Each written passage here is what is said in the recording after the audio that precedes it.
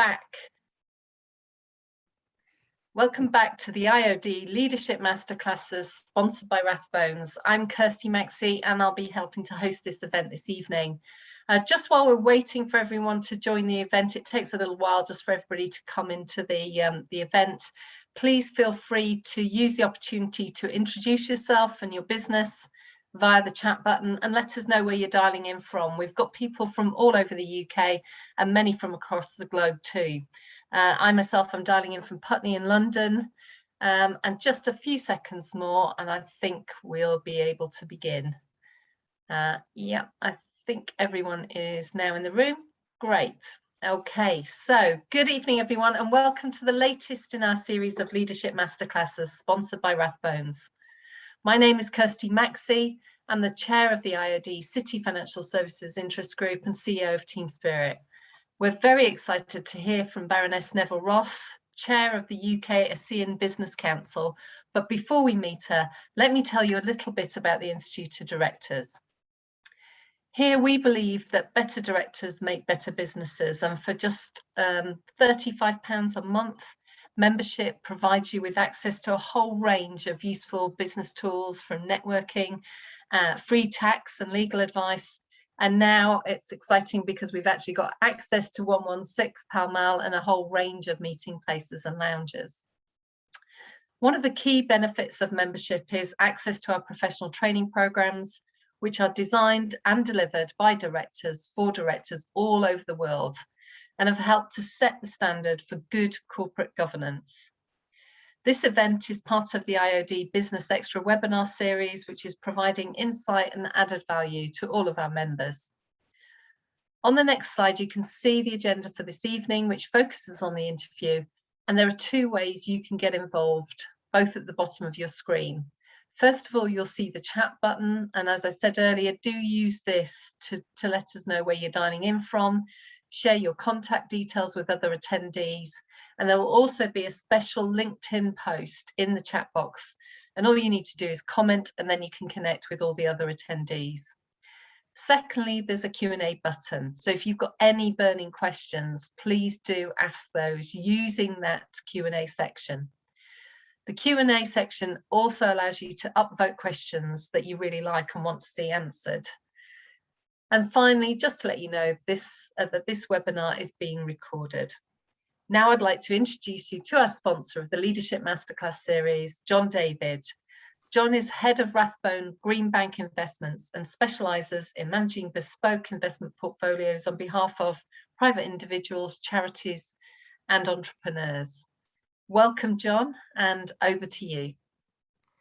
Thank you very much, Kirsty. I have to say Rathbones are delighted to be sponsoring the Institute of Directors speaker series, and our thanks go once again to Alistair King as chairman of the Institute for securing another wonderful speaker in Lady Neville-Rolfe.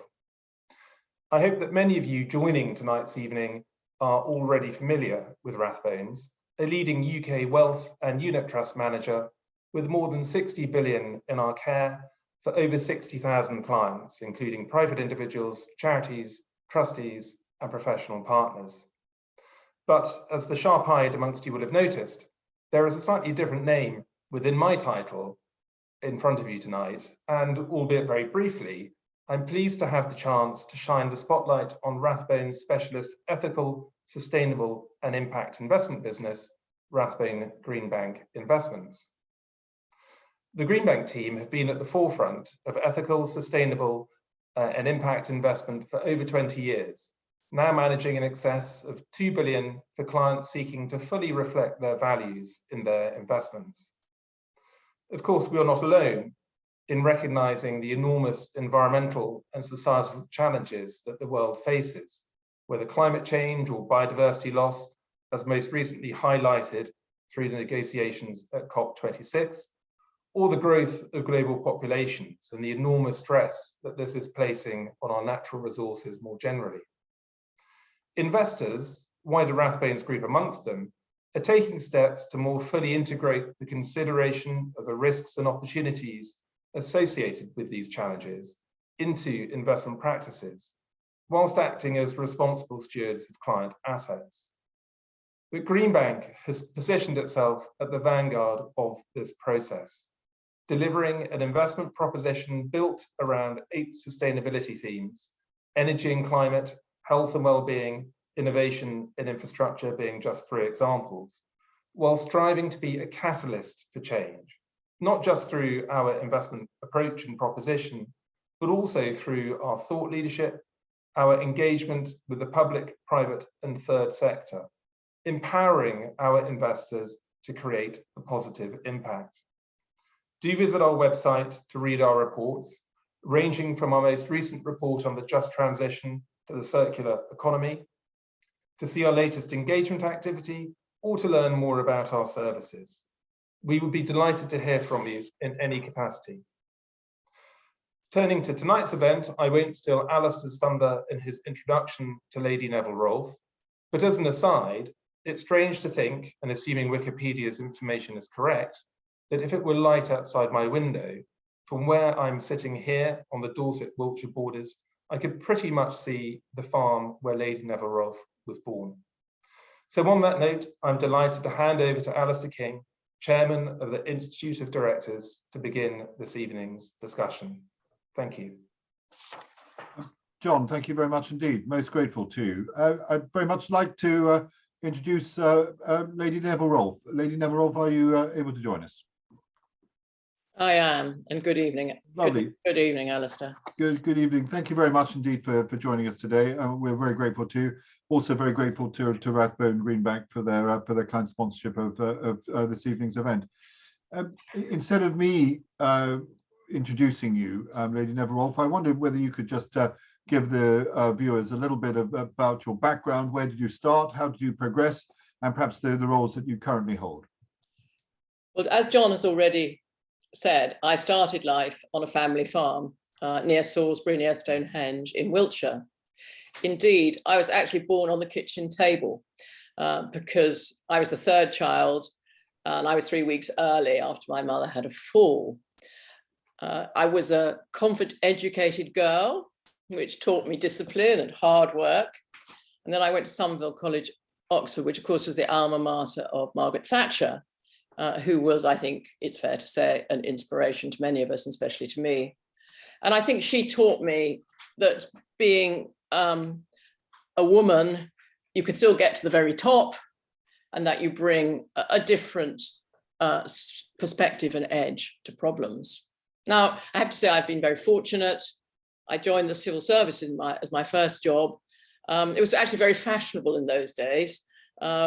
Declining economy, 3-day week, and so on. And I did well at what is now DEFRA, spending a great deal of time battling in Brussels on sheep and milk and the environment.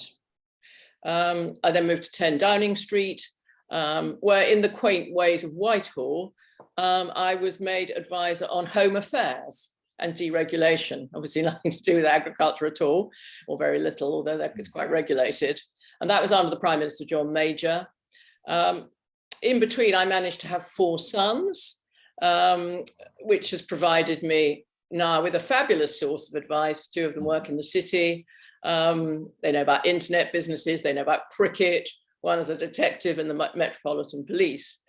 And then after the 1997 election, I sensed that attitudes to the civil service were changing and not ready for a bit better. And so I took a job at Tesco, and over 15 years, that proved both very lucrative and very exciting. It expanded my comforts amazingly. So my love of Southeast Asia started in those Tesco years, especially in Thailand and Korea, where we built up vast Tesco-owned businesses, sadly sold some years later for huge sums when the company had problems with its balance sheet, difficulties, I think, largely behind them as a result. On my retirement from Tesco, I was asked to be a peer by David Cameron, and I then served in his government for 3 years and did a great deal of work as the business minister for Europe, alongside, you'll be interested to know, a small, unknown and dynamic Frenchman called Emile Macron. Now, a high point for me when I was a minister was my trips to Southeast Asia, to India and to China in various guises. So energy, intellectual property, culture. But I was in the wrong place after Brexit and returned to the back benches.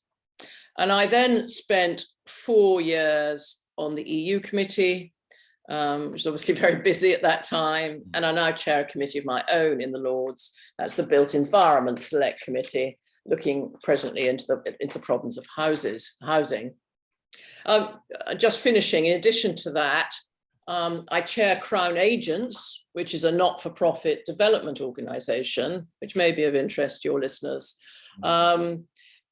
Obviously in Africa, Southeast Asia and elsewhere, Ukraine and so on, but it's been quite brilliant during COVID. So we've delivered vaccines and actually got them into people's arms in some of the poorest parts of Africa and Asia, and indeed in the Pitcairn Islands and Antarctica and the Falklands and so on. I'm also a non-executive, which will be of interest to the IOD who do such wonderful work for directors. So I sit on a challenger bank, Secure Trust, and a tech outsourcer, Capita PLC.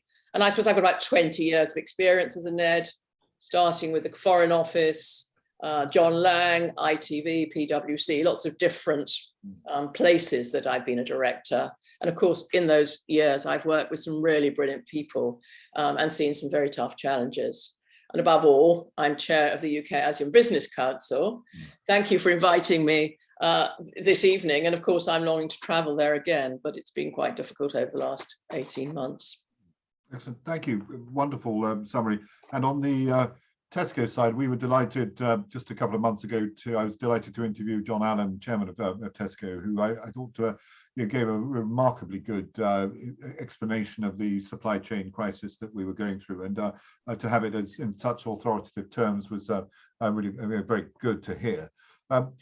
We're going just on the supply chain side. We're going through a remarkable time at the moment, and I just wondered, what's your view of the national mood insofar as we're able to sort of test the national mood? But the people you see, the two people you speak to, what's the mood at the moment? I mean, I think there's a bit more hope. I mean, it's really because COVID is passing. Obviously, it's tricky in Austria and Holland and so on. But, there are about 40,000 cases a day, I think. But most people are not becoming very ill. And after a slow start, I think boosters are really accelerating. So there's over 15 million boosters have now been given, and that helps further. I mean, clearly there's been an air of crisis for, I suppose, ever since the Brexit referendum, really. And then COVID followed. And then people, the media, are trying to sort of work up a bit more of that. I think there is a real problem with people arriving over the channel in boats. And then we had the changes last week to the sort of HS2 plans. And again, a big row. But actually, I think the government's been quite right on the latter, bringing forward non-HS2 investment instead, which, so that we can start levelling up, start, boosting GDP sooner than I think we would have done with that second leg of HS2. I think my main worry, which is linked, is slow growth, especially combined with inflation. However, you look overseas, which we're here to talk about, the government has been very, very strong on global trade, and their Asia Pacific tilt in the integrated review to the growth markets of the East is, I think, shrewd. It's always also excellent news, I think, for ASEAN and for the UK ASEAN Business Council, and a new area of growth for UK business in the coming years. And you mentioned ASEAN, which we'll come to in the main body of the interview. It must be odd to try and describe a national mood for a 10-block trading, 10-nation trading bloc such as ASEAN.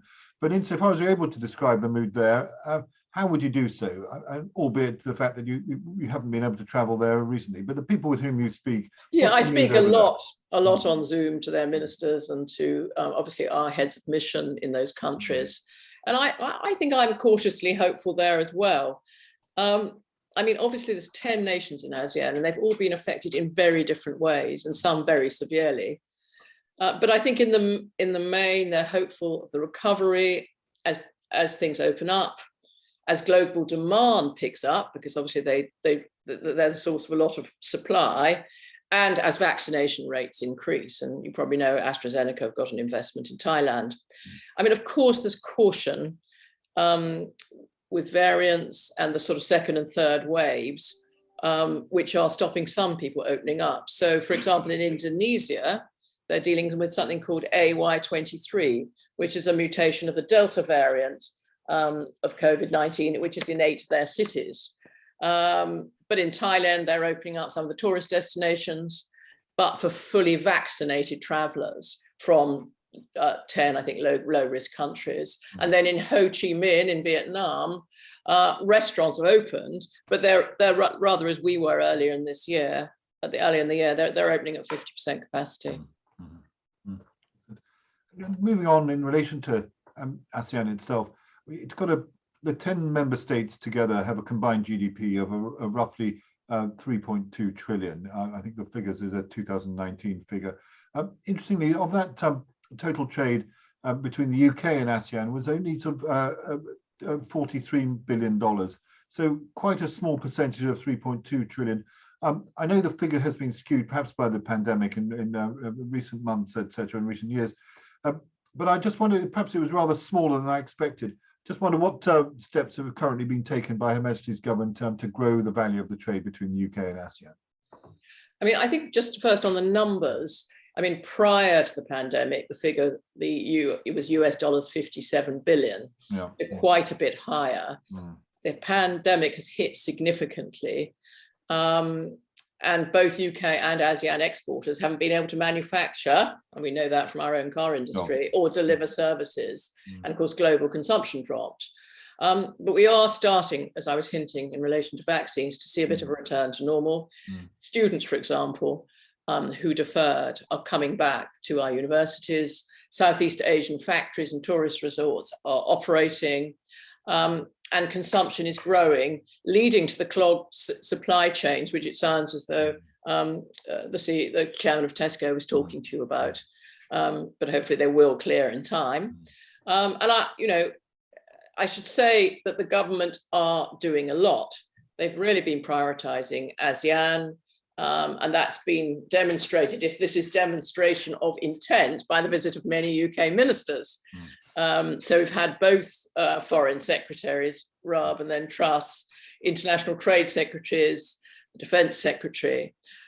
And I think all of this, and indeed the efforts of my own team, have been one of the reasons why we've managed to get dialogue partner status, which is the first new partner for ASEAN in 25 years. So, and that we're joining, the big beasts of the EU, US, China, Australia, Canada, Japan, India, Korea, and I think New Zealand, and Russia, actually. I think Russia also got dialogue status, interestingly.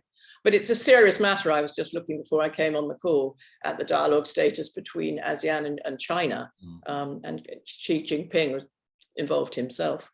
The DIT has also included free trade agreements, you shouldn't forget those, with Vietnam and Singapore. And they've established joint economic trade committees, JETCOs, with Indonesia and Thailand, and then a joint committee on bilateral trade and cooperation with Malaysia. So I think it's a long way of saying there's some very important formal structures now to improve trade and investment. And of course, you will have heard about the Comprehensive and Progressive Agreement for Trans-Pacific Partnership, CPTPP, which nobody can ever remember the initials of. And that includes 4 of the Asian member states. And I know that HMG are very keen to join that. And then the final thing, which I thought was quite interesting, given that in ASEAN, there are, I think, 380 million digitally connected people, consumers, 70 million of those who have become connected since the pandemic. It's interesting that the DIT has set up a digital trade network right across the Asia Pacific, and that's trying to grow the digital opportunity in the region, both for businesses and indeed for consumers. Can I just follow up on what you've said about dialogue partner status within ASEAN? Perhaps you could just describe how that new status will work, and also how do you see the dialogue partner status benefiting UK business? I think, as I've said, obviously it's very, very good that we got that partnership status and have got it so quickly. What it allows is that enables the UK and ASEAN to work on mutually agreed areas. For example, in trade, in the UK, ASEAN Economic Ministers consultation, which was held on the 15th September, we agreed we collaborate on a series of things that matter to business: supply chains, regulatory excellence, digital innovation, financial services, infrastructure, and then sustainable growth, and indeed women's economic empowerment. And your question was really, why does it help business? I mean, I think first, as I've already mentioned, as a dialogue partner, we have an official status, so we can present issues of concern and collaborate in ways that will help ASEAN grow. For example, we presented at the ASEAN Economic Ministers meeting in September with Liz Truss on regional initiatives. So there's a formal status, and formal matters in Asia. Second, I think we can help ASEAN develop in areas where they're less strong, where there's less strength. So that would include sustainable infrastructure, very important to the Director General of ASEAN, and that our work there helps in Indonesia, where they've got some good projects. For example, some of our partners like MACE and HSBC and Standard Chartered are getting involved in all of that. And then at COP26, Liz Truss announced that the UK had set up an ASEAN catalytic green finance facility worth 110 million. And that's going to be managed by the ASEAN Development Bank. And so that supports, projects, green projects, clean transportation, and helps actually with countries like Cambodia and Vietnam and the Philippines. And then the third thing, which I think is most important of all, is relationships. Because I know from my time in Asia that relationships matter in enormous amount.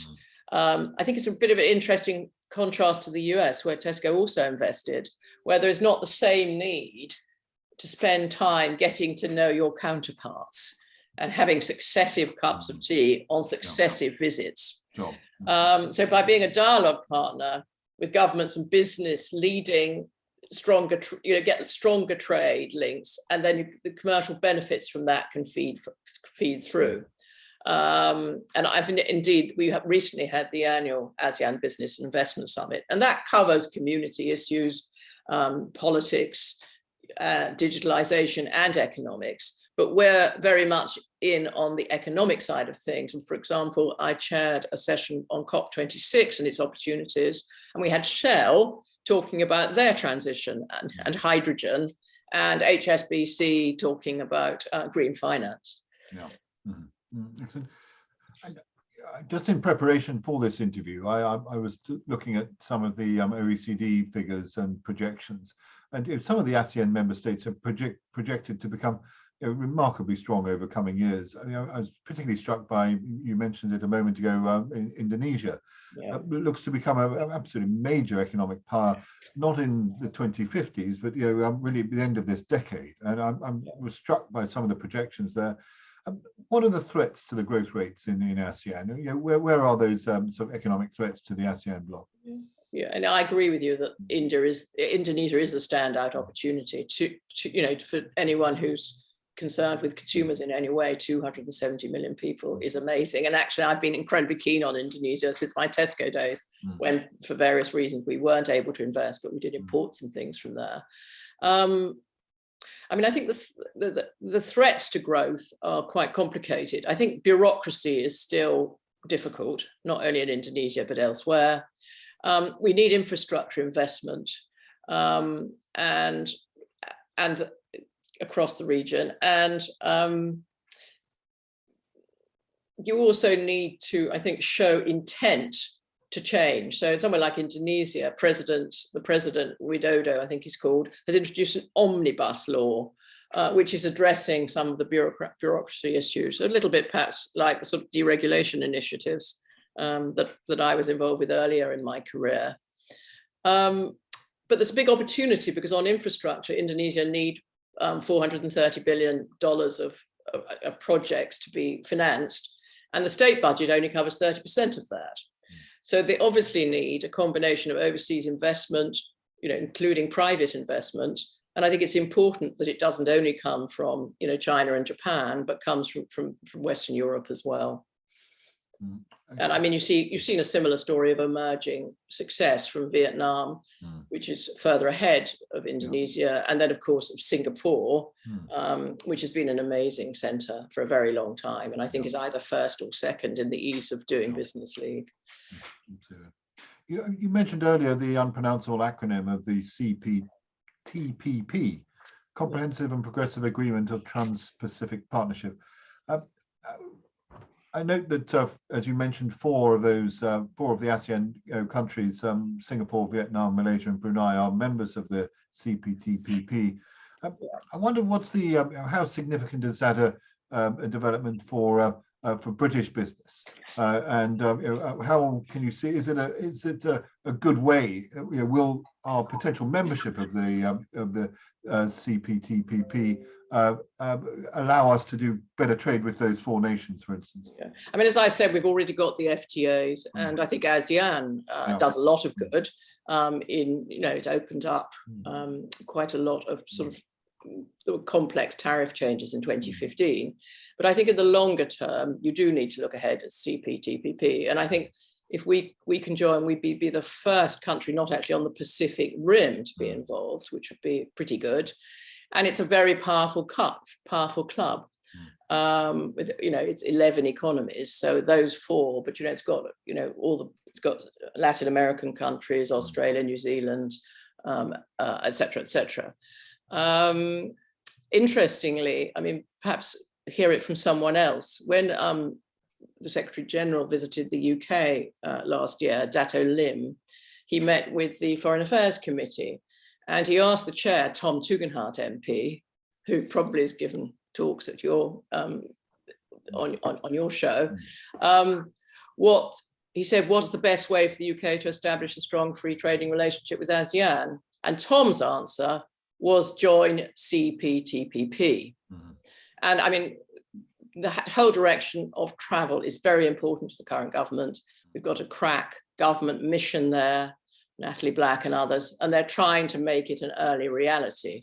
And I think what it does, it not only takes us to the Pacific Rim in sort of virtually, but it brings our long-standing support for free trade to the party. The WTO, used to be very much the leading thing in trade when I was a junior official, and it's still very important. But I think CPTPP is important as well. And I think even China are thinking about joining. So that'd be interesting. We've covered the questions so far have been in relation to the macro situation within ASEAN. But I could bring it to the more micro side. And that is, I'd ask you, perhaps, if you were to advise British small and medium-sized enterprises who want to grow their trade within ASEAN countries, how would you do that? And I think I know that it's a 10-member block, so it'll vary from country to country. But are there some general guidelines that would be appropriate for the block? Well, as you probably know, I'm passionate about small and medium-sized businesses. So I've given a lot of thought to this. And even when you work for a big company, having innovative small companies alongside you is really important. And I think simple, I would say so, but I think get in touch with the UK ABC and DIT. The websites have got lots of excellent material on them. There are international trade advisors in the region, and also DIT have really, really good country people, I think everywhere except from Laos and Brunei, where they'll help you anyway. And then there are the British Chambers of Commerce and similar bodies right across ASEAN, and we certainly have some cross-membership in our council to try and make sure that we're really thinking about the needs of small business. And then, get in touch with the embassies here in the UK, because all of them have sort of targets to improve trade and investment. I always remember getting a certificate from the Koreans for opening a distribution depot in Korea. This was obviously very important to the career of the London official concerned. And they've all got teams. We're about to have the Cambodia leadership of ASEAN from January. We're doing a launch event at that, which is the sort of thing that small businesses might be interested. I mean, the other thing I would say is do take time to visit where you're going. I don't like buying properties that I haven't seen. I don't really like investing in places that I don't know. I think it makes a big difference. Culture is very important, and you need to think about the culture of the country and get advice on how to behave appropriately. All of which I think overseas investment effort is now very much focused on. Yeah, no, I understood. And I would add to that answer, one of the earlier interviews in this series, I had the great pleasure to interview Natalie Black, who's the UK Her Majesty's Trade Commissioner in Singapore for the Asia Pacific region, and incredible sort of dynamic views coming from her as to what they can do to assist. And I've certainly been directing some of the IOD member companies to contact her, and I think that's been very, very, very helpful. Yeah, and I mean, I work incredibly closely with her, as you can imagine. In fact, I did the deal with her effectively when I took over the council to make sure that we had adequate government support, because in these Asian markets, business being alongside governments and governmental effort is exceptionally important. My CEO is on loan from the Department for International Trade and used to be Consul General in Vietnam. So I mean, that's the way things are, in an appropriate way. And it's and Natalie and the mission there have been amazing. Yeah, are you able to give some specific examples of UK SMEs who've entered the ASEAN market and have done it particularly effectively? I mean, you don't have to name any names, but just to give a flavour, perhaps which sector they've made it in, and were there any sort of specifics that they've done that other people perhaps ignored? I mean, funnily enough, the sector isn't particularly as important. I mean, the keys to success as you're applying are very similar. So that, these successful exporters do their research, they have established relationships with DIT and the commerce, chambers, UK ABC, all help them to build the relationships. And of course, they also link up with other UK investors. I mean, I remember that well when I used to talk to chambers of commerce when I was, touring in those areas. I mean, a couple of recent examples would be Wise, who are a unicorn, Crown Agents Bank, and Signal SI, and they are all benefiting from the growth of fintech and our strength in cybersecurity, which is a surprisingly big growth area.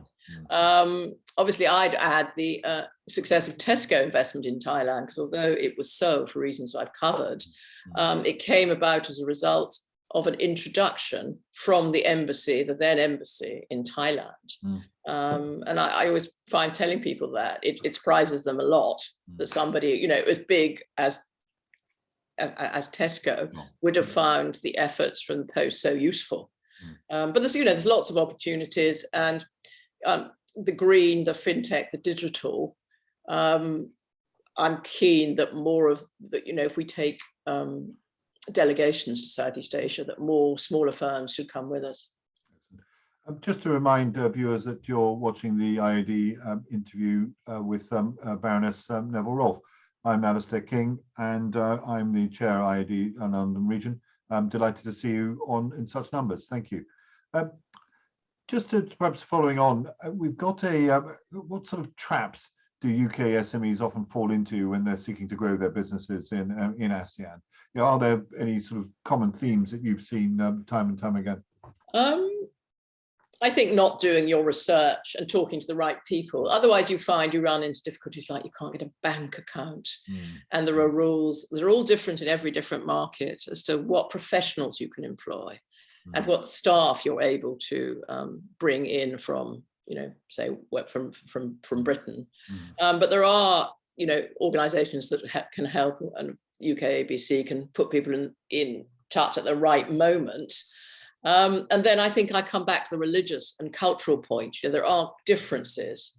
The laws are different, the languages are different, the culture is different. And one of the things I always do when I go to a country is I I tend to go and see the cathedral. So that's the Christian cathedral, because I'm very interested in cathedrals and cathedral architecture.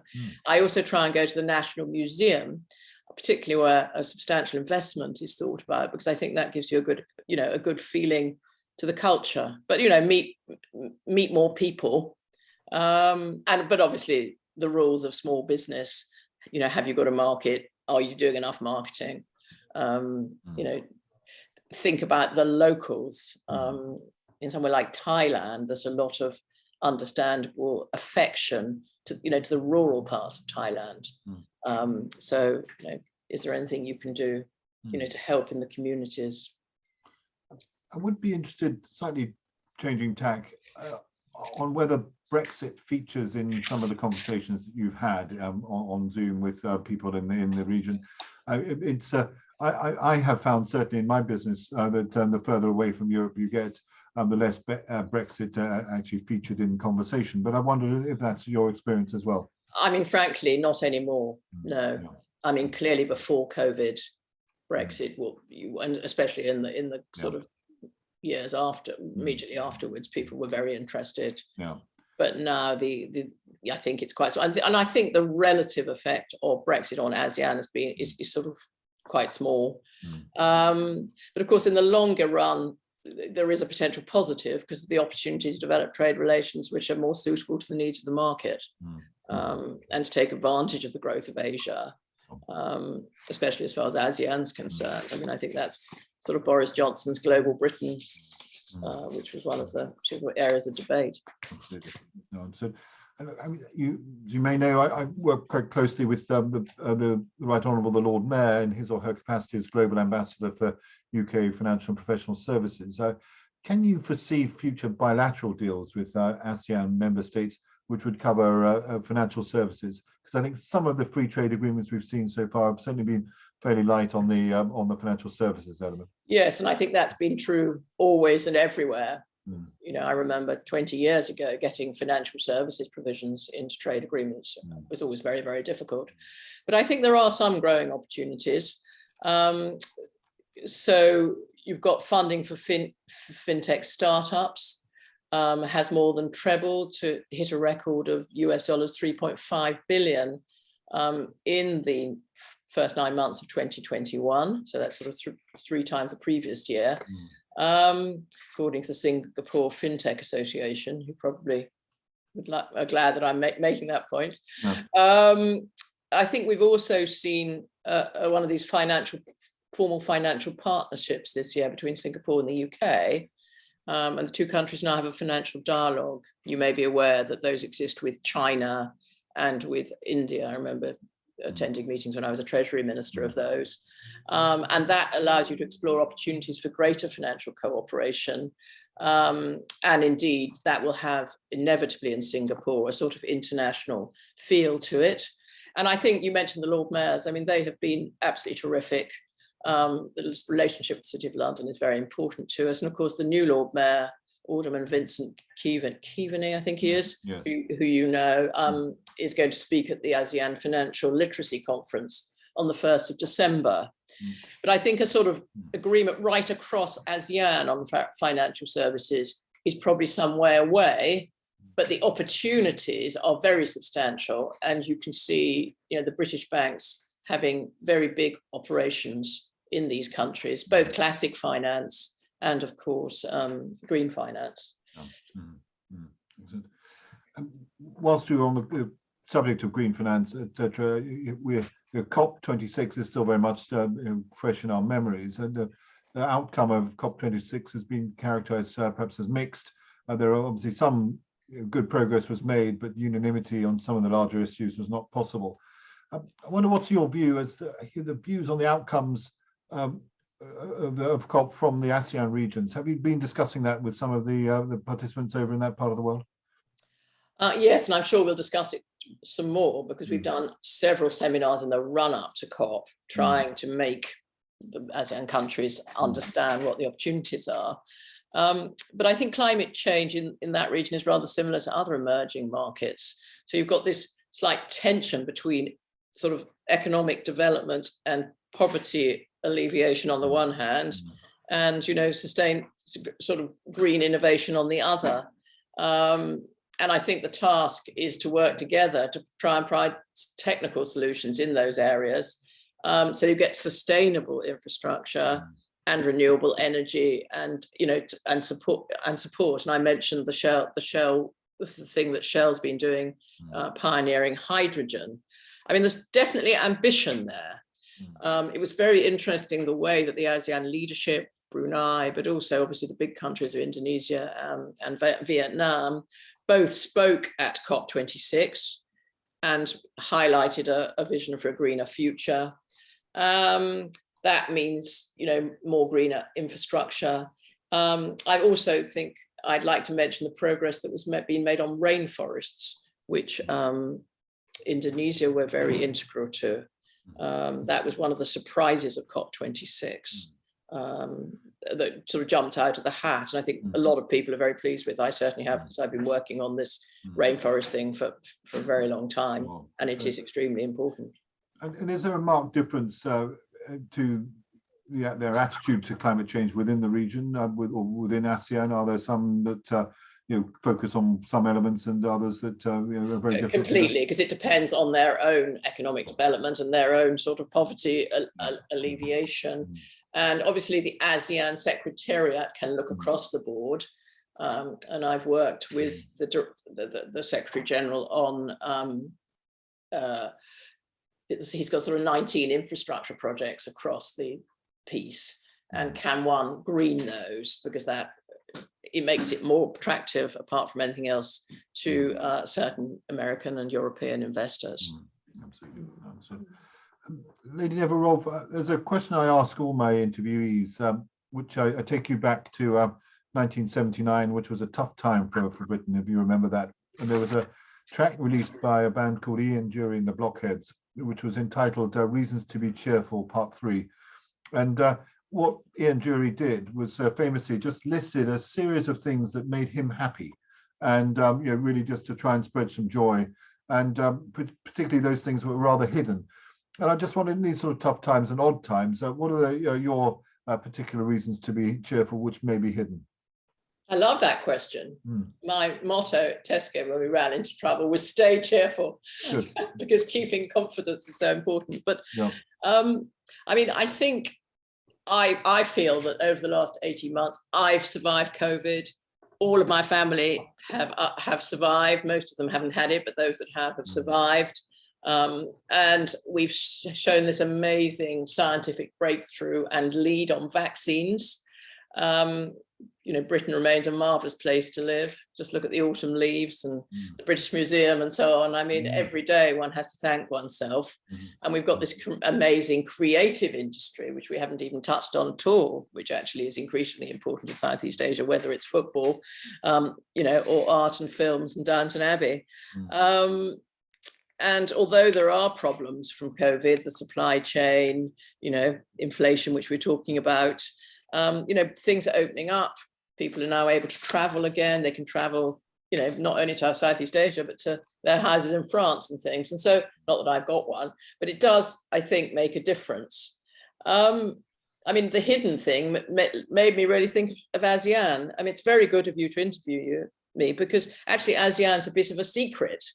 Its growing strength and influence, I think, is important. You know, everywhere from Cambodia, which has got the wonderful Angkor Wat, wonder of the world, you know, to Thailand, which is hosting APEC, and then to Indonesia, which next year will chair the G20, that's in 2022, and in 2023 will chair ASEAN. And, you know, these, you know, this, you know, as I said, Singapore is very high up the league table of doing business, and Malaysia and Thailand are quite high as well. So I think there's a good time to be involved in Southeast Asia. I'd like to see the return of the Asian tigers, but I remain extraordinarily grateful to have come through COVID, and I think I'm grateful that the economy is opening up here now. We don't look as though we're about to have to close down again, as some of the countries we've been talking about. Exactly. No, very true. Thank you. I think we'll move to Q&A from the audience. We've had a good number of questions coming through. I've got a question from Martin. Martin's asking, is there not more that the government and business can do together to get the message out and clearly across to the world that the UK is open and welcoming for investors, students and tourists? I mean, that's a question about inward investment. And I mean, I think the answer is that they do try. We had the G7 here, obviously, in the summer. We've had COP26.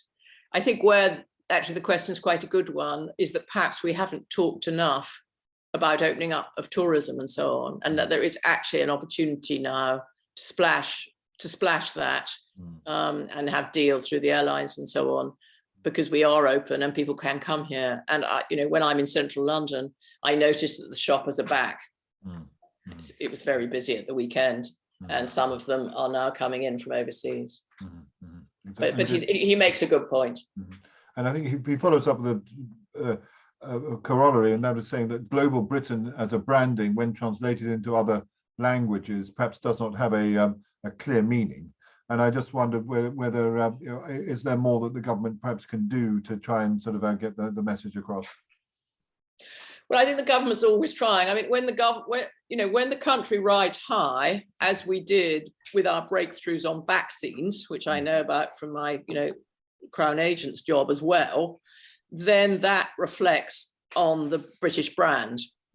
When we produce brilliant films and have wonderful pop singers, and we win the European Cup or the World Cup, if we could again, that will have an impact.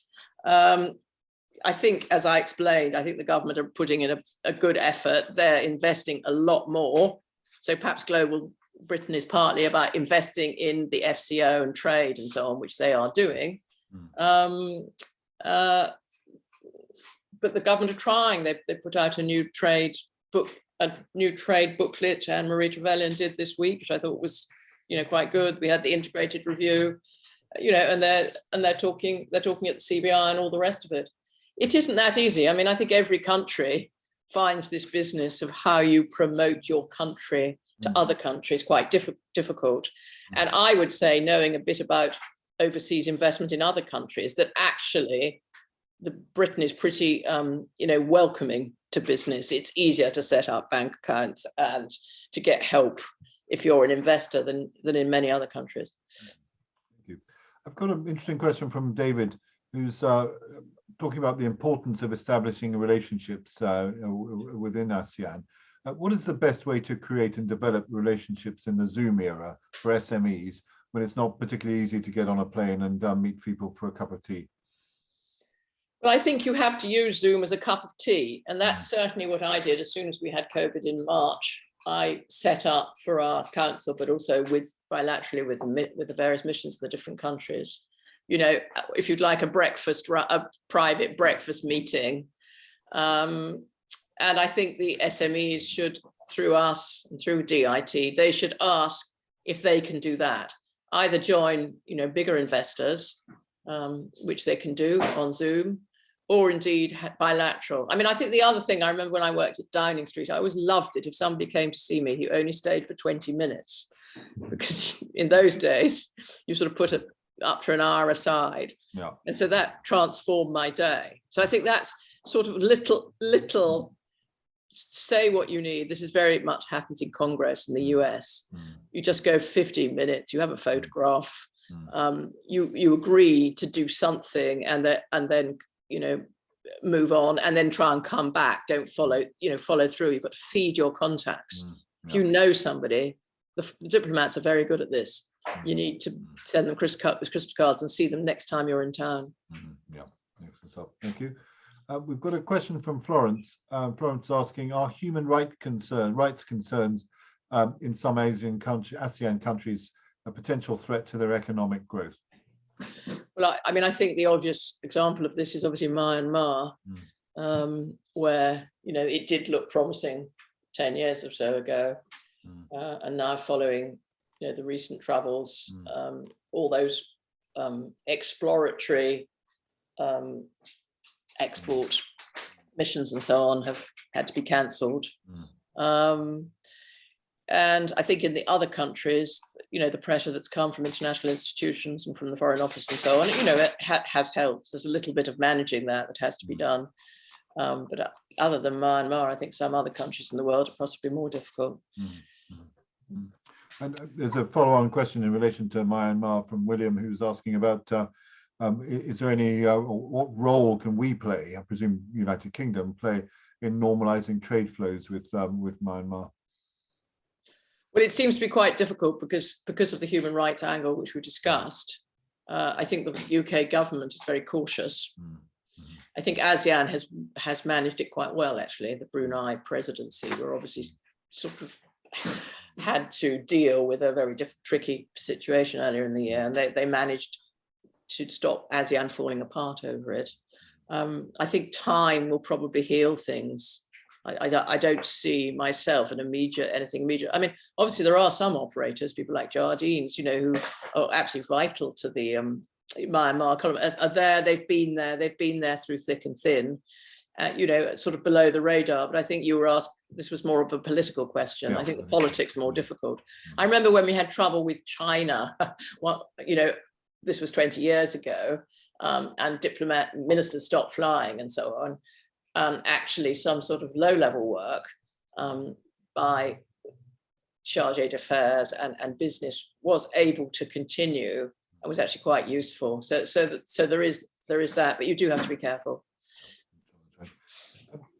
Question from Simon. Do you think that the UK should be leveraging more on the Commonwealth relationships? Language, culture, business culture and laws are somewhat aligned, and should we do more of that? I think we should, and there's a very good Commonwealth equivalent to the UK ASEAN Business Council, which obviously has a large number of members because there are so many Commonwealth countries, and they try to encourage trade and investment across the Commonwealth and make sure that in this global Britain, which you were asking about, the Commonwealth plays a part in that. And of course, there's some very important Commonwealth countries like Malaysia in ASEAN. And so to some extent, we sort of box and cox in those areas. And the Commonwealth, I think is very valuable and very important politically, and could be more important economically in years to come.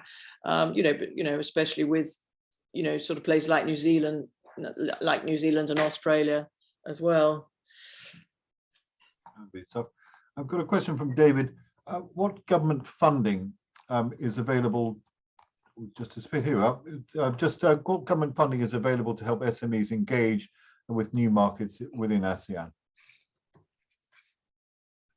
Are there any particular programs of government funding or government assistance that's available specifically for ASEAN markets? I mean, I know what we do by way of promotion seminars and things. The actual funding, I think if somebody could send me his email, I will come back to him on that, if I may.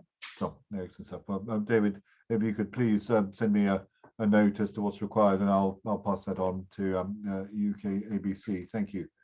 Lovely stuff. I've got a question from Tom asking in relation to China. What does China's influence in terms of investment and infrastructure projects within the region mean to the UK political and business interests, specifically the Belt and Road Initiative?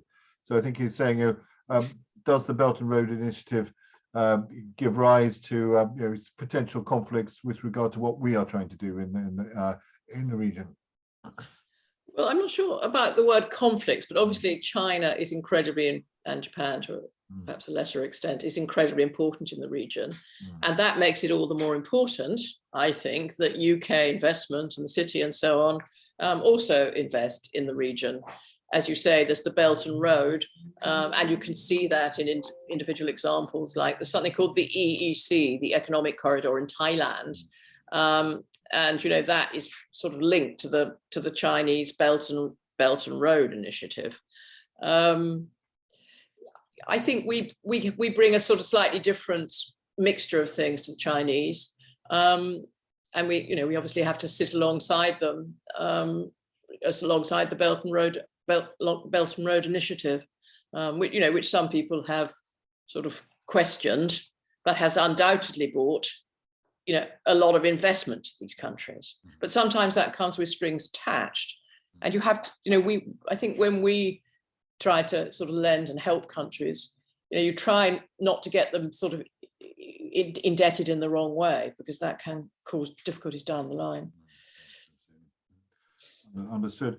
And I think a question really about, paraphrase a question from William.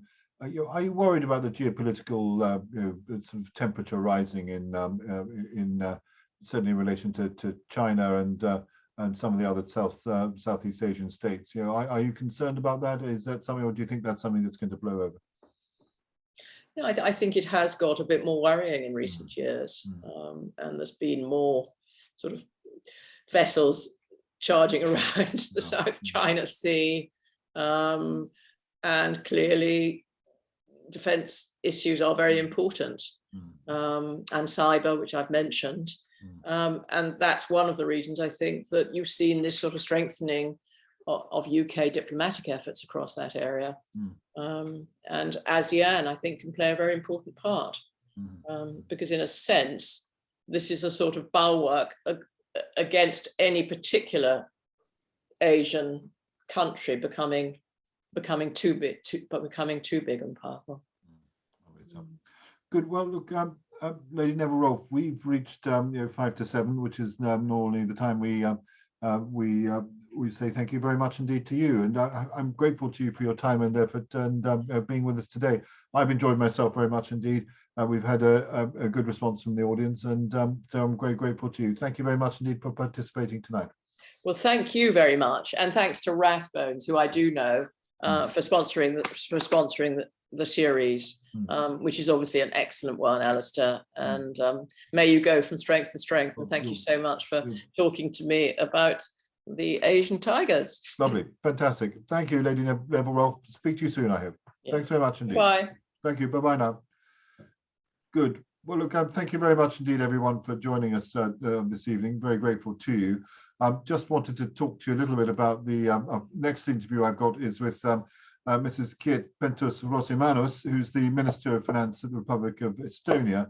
I think she's a remarkable individual because Estonia is one of the world's most digitized economies, and effectively there's a window here to see how we will be perhaps in 5 or 10 years' time by way of digital penetration, and how they do things both in governmental terms and also in commerce in a highly digitized economy.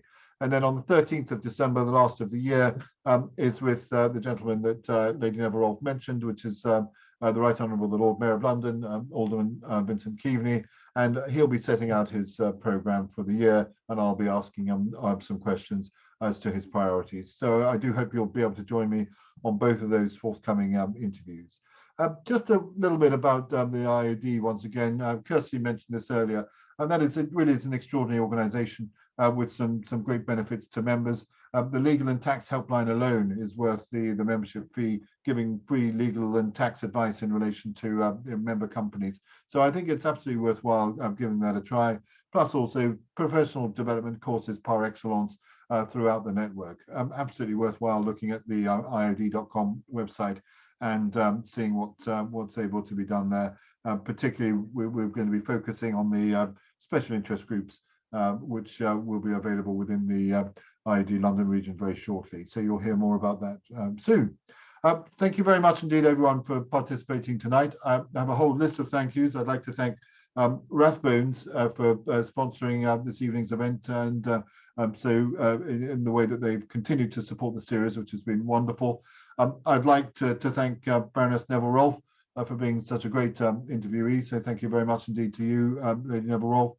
I'd like to thank the IOD volunteers, which is Jeremy Duncan and Kirsty Maxey, for making this evening's event possible. I'd like to thank also Sophia Mooney and also Manuela Peltikova from Naismith King Asset Management for their kind assistance.